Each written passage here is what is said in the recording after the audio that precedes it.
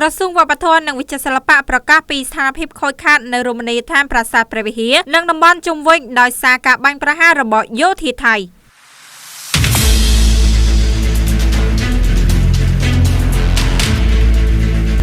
ក្រសួងវប្បធម៌និងវិចិត្រសិល្បៈចេញសេចក្តីប្រកាសព័ត៌មានស្តីពីស្ថានភាពខូចខាតនៅរមណីយដ្ឋានប្រាសាទព្រះវិហារជាទីសក្ការៈនៅក្នុងសេចក្តីប្រកាសព័ត៌មានដែលចេញផ្សាយនៅថ្ងៃទី12ខែមករាឆ្នាំ2026នេះបានឲ្យដឹងអំពីស្ថានភាពខូចខាតនៅរមណីយដ្ឋានប្រាសាទព្រះវិហារនិងតំបន់ជុំវិញដោយសារការបាញ់ប្រហាររបស់យោធាថៃកាលពីថ្ងៃទី24ដល់ថ្ងៃទី28ខែកក្កដាឆ្នាំ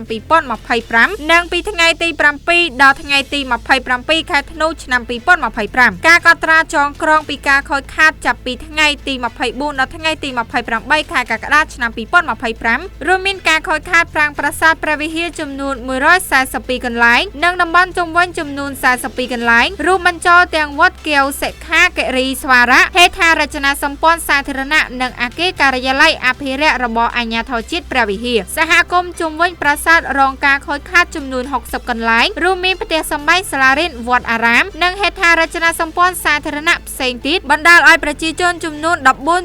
14.832 នាក់ត្រូវបង្ខំចិត្តជម្លៀសចេញពីផ្ទះការខូចខាតទាំងនេះត្រូវបានកត់ត្រាចងក្រងជាផ្លូវការដោយអាជ្ញាធរជាតិព្រះវិហារនាខែតុលាឆ្នាំ2025ការកត់ត្រាចងក្រងពីការខូចខាតចាប់ពីថ្ងៃទី7ដល់ថ្ងៃទី27ខែធ្នូឆ្នាំ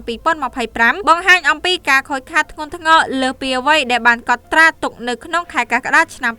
2025យោងតាមភស្តុតាងរូបថតនិងវីដេអូដែលប្រមូលបានដោយអាជ្ញាធរជាតិព្រះវិហារក្នុងអំឡុងពេលបេសកកម្មចងក្រងឯកសារនាថ្ងៃទី28ខែធ្នូឆ្នាំ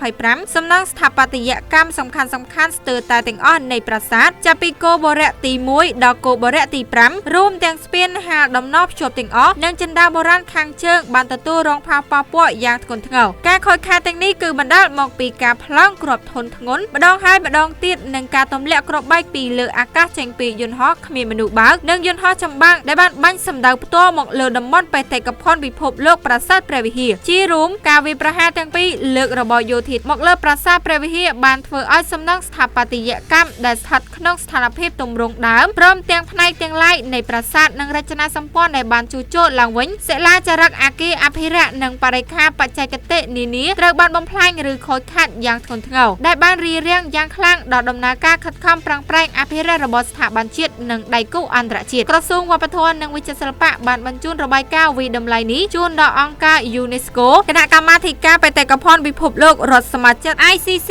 Free Vihaar និងសមាគមអន្តរជាតិដើម្បីជ្រាបជាព័ត៌មានក្រសួងវប្បធម៌និងវិចិត្រសិល្បៈក៏សូមអំពាវនាវដល់អង្គការនិងសហគមន៍អន្តរជាតិផ្ដល់ការគាំទ្រដល់វិធានការបន្ទាន់នានាសម្ដៅការពីប្រាសាទពីការវាយប្រហារបន្ថែមគាំទ្រដល់ការអភិរក្សបន្ទាន់ដើម្បីទប់ស្កាត់ការខូចខាតបន្តទៀតនិងជួសជុលស្ដារប្រាសាទឡើងវិញក្រសួងវប្បធម៌និងវិចិត្រសិល្បៈបាននឹងកំពុងបន្តស្រាវជ្រាវចងក្រងឯកសារលម្អិតថាព្រមទាំងធ្វើទំនាក់ទំនងជាប់មិនដាច់ជាមួយស្ថាប័នជំនាញជាតិអន្តរជាតិដោយរួមទាំងទៅលើទិដ្ឋភាពបច្ចេកទេសការទូតនិងផ្លូវច្បាប់សម្រាប់ភាពយុត្តិធម៌ការការពារនិងការស្ដារឡើងវិញនៅប្រាសាទព្រះវិហារជាទីសក្ការៈរបស់កម្ពុជា